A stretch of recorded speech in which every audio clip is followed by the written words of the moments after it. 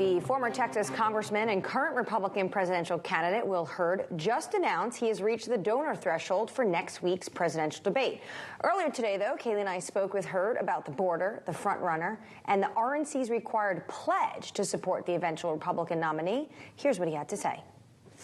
I said I'm not going to sign the pledge as is. My issue is not with not supporting the Republican nominee. It's that I do not plan on supporting Donald Trump. I think Donald Trump's running for president in order to stay out of jail, not to make America great again. And so that's been my concern since the very beginning, and I'll be sticking to that. Well, Congressman, Ronna McDaniel of the RNC has said this pledge really is a beat Biden pledge. So if the scenario is it's Donald Trump versus Joe Biden, would you really like to see Joe Biden be beat? What's the lesser of two evils for you? Well, that's a future scenario. The scenario right now is going to be Will Hurd versus Joe Biden. That's what we're working towards, and that's what I'm focused on. That's why we're continuing to hit those requirements. And if your viewers go to hurdforamerica.com, they can help me out and meet those requirements by donating at least $1. But my focus over these next 7 days is fulfilling that requirements and getting ready for a debate. The other issue, of course, is not just that the former president is leading in the polls, but he has the biggest name ID across the nation.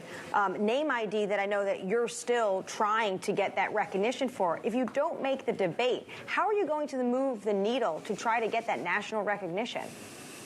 Well, the reality is running for president is not one election. It's 57 elections, all the states and the U.S. territories. And, you know, a state like New Hampshire, which is the first in the nation primary, it's 1/5 the size of my old congressional district. They appreciate a dark horse candidate like me. But again, my goal is to be on the debate stage, continue to grow a name ID. You know, I'm a startup, right? And the way that a startup is successful is have the right product market fit.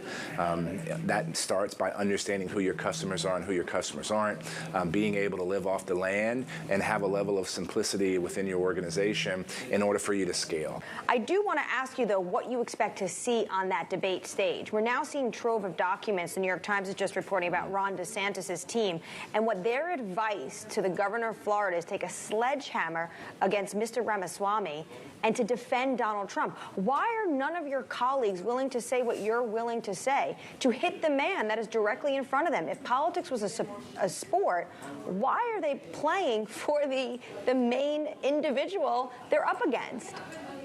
Well, first and foremost, they're afraid. They're scared. And I would say that if you're not afraid to take on Donald Trump and be honest about Donald Trump, then you're not prepared to be president of the United States. And the fact that this treasure trove of documents comes out also shows the shambles that the DeSantis campaign is in, is that he has to have his super PAC in order to help prepare him for the debate. This is a flawed strategy. Listen, I'm not a political scientist. However, I've won some really tough elections that nobody thought I could win, and I've won at a time when tens of millions of dollars of negative advertising was dropped on my head. Here's one thing I learned in all this: you can't kiss the behind of your opponent. That's not a winning strategy. And why they're doing this? Again, they're afraid. They do not understand who they're supposed to be talking to, and I think they believe that all the legal challenges that Donald Trump has, all the legal bills that he has, that for some reason he's not going to continue with his campaign. I think that's a flawed strategy. And if we want to get done and be done with Donald Trump, we have to beat him in a primary once and for all. And that's what we're trying to do. And that's why I decided to run for president. Okay, so on that note of your run for president, let's talk about some specific policy issues, if we could. You obviously are coming to us today from Texas, where you herald from. The issue of the border in particular. Sure. Why, as president, if you were president, could we actually see something material when it comes to a bipartisan effort to address the issue of the border come together when we have seen it tried and failed so many times before? Sure. The last piece of bipartisan legislation that passed on border security, or was even drafted on border security, I drafted it with Pete Aguilar from California. We need someone who actually understands the border and is not just interested in talking tough. Showing up to Arizona once to say you understand the border is not it. I lived there. I represented 820 miles of it. This was an issue that I've had to deal with for a long time. Just quickly here. Do you think Homeland Security Secretary Alejandro Mayorkas should be impeached? Is that a proper course of action to pursue, given what you just said about the border? I think the Secretary of Homeland Security should be fired. If Joe Biden is serious about Homeland Security and if he's serious about trying to solve this humanitarian crisis, then the first thing he needs to do is fire Mayorkas and start listening to the men and women in But his if he border doesn't, patrol. should Congress impeach him? Look, Congress, in my opinion, an impeachment is a violation of the law.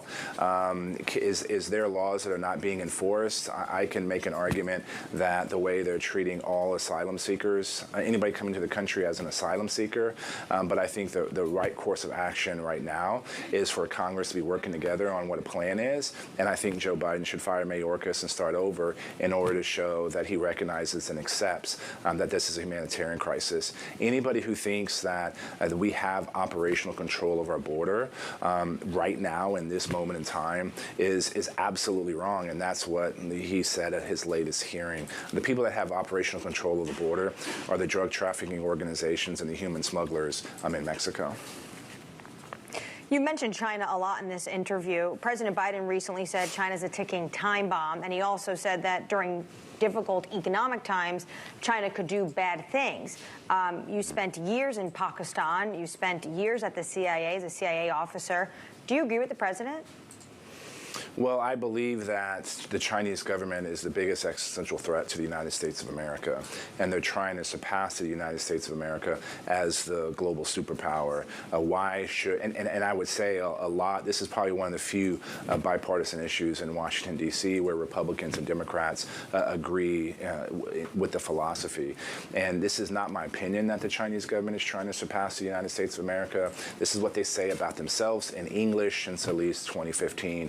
And they're going to try to do that by being a global leader in a number of technologies: 5G, AI, quantum computing, synthetic biology. Look, we can program DNA today the way we program computer code, the impact that's going to have on so many people's lives and industries. And this is something that we have to be prepared to fight. And every American should care about this, because if the Chinese beat us as the largest economy, the most important global power, our dollar's not going to go as far, our 401ks and retirements are not going to last as long as we expected, and our kids and our grandkids are not going to be able to have access to the best paying jobs. And the only way we deal with a threat that is 4 times our size is we have to have a posse. We have to have a group of allies that are willing to combat this threat. And that's why we have to be growing our alliances, whether it's with NATO, with the EU, in the broader Western Hemisphere. Well, it feels like the president is doing that, especially tomorrow as he meets with the leaders of South Korea and Japan. But on a policy front, if you were to become president, would you want a faster decoupling from Beijing? Look, I think decoupling is not the right way to describe what needs to happen between the United States and China. The U.S. can compete with China. We can cooperate with China. I think reciprocity is probably the better word to describe where our relationship needs to be. If U.S. companies and businesses can't do something in China, why are we allowing Chinese companies and businesses to do that here in the United States? If the Chinese agree to be part of the WTO and they violate those rules, why do we not have other members of the WTO administer consequences to that? And so the world is big enough for the both of us to be able to exist. I want America to always be on top. I want us to be the ones in control, and we have that opportunity to do that. But again, that's going to require us to start making some different decisions right now.